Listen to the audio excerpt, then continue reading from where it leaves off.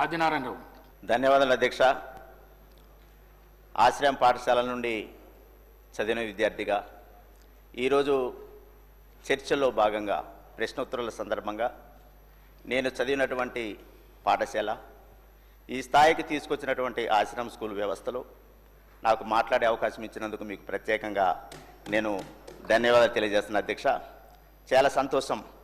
ఈరోజు ఎన్నో ఏండ్ల తర్వాత ఆశ్రమ పాఠశాలలలో అదేవిధంగా వసతి గృహాలలో మరి డైట్ ఛార్జ్ పెంచడం అనేది నా ఆదివాసీ గిరిజన విద్యార్థులందరూ కూడా చాలా హర్షం వ్యక్తం చేస్తూ ఉన్నారు.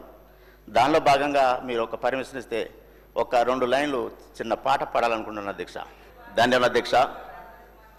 నా ఆదివాసీ గిరిజన జాతి అంతా కూడా ఆశ్రమ పాఠశాలల్ని ఒక దేవాలయంగా భావించేటటువంటి తరుణంలో ఆలయం ఆలయం దేవాలయం ఇది గిరిజన ఆశ్రమ విద్యాలయం.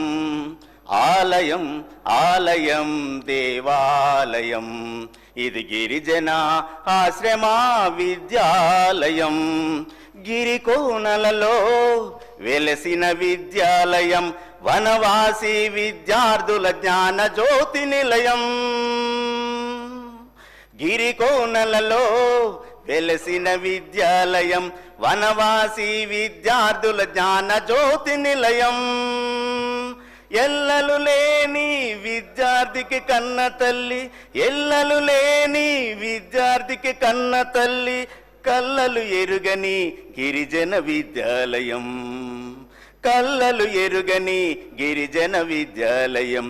ఆలయం ఆలయం దేవాలయం ఇది గిరిజన ఆశ్రమ విద్యాలయం. ధన్యవాదాలు అధ్యక్ష. ఈ తరుణంలో నా యొక్క ఆశ్రమ స్కూల్ యొక్క పాఠశాలల నుండి విద్యార్థి లోకం కూడా ఒక చిన్న మనవి కోరుతూ ఉన్నది.